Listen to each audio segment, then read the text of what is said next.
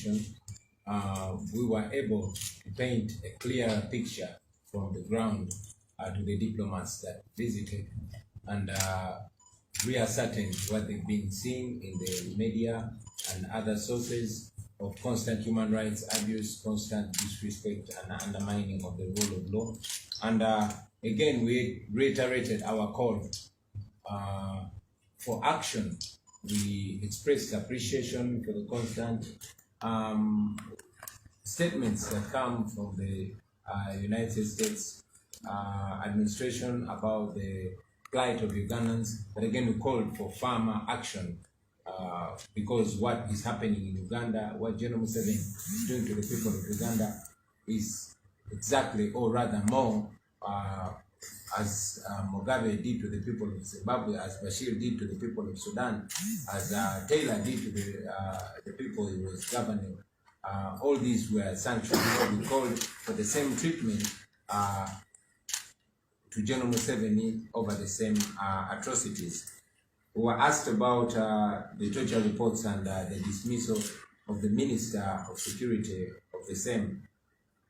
I'm sure none of you is surprised by the response of the regime on torture, but being members of the media, you have witnessed numerous cases of torture and human rights abuse by this regime.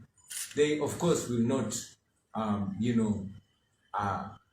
admit it, but it's clear that this constant human rights abuse, where General Museveni has numerously come out to chase them and congratulate his soldiers for a job well done. You all remember the 18th and 19th November massacre of 2020, where hundreds of innocent citizens, including women and children, were massacred. General Museveni came out chest thumping and the like.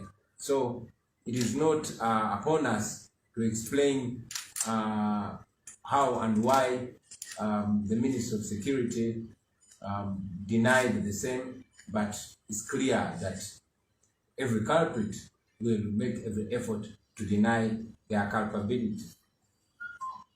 The other question is a rather laughable one. Talks with the regime about what? We have made it unequivocally clear that you cannot put your boot on our neck and then say, let us talk. It is free men and women that negotiate, not prisoners. All the examples that you've given, the circumstances were different. In Kenya, the opposition was not being stifled and being called for talks. You will not speak to a dictator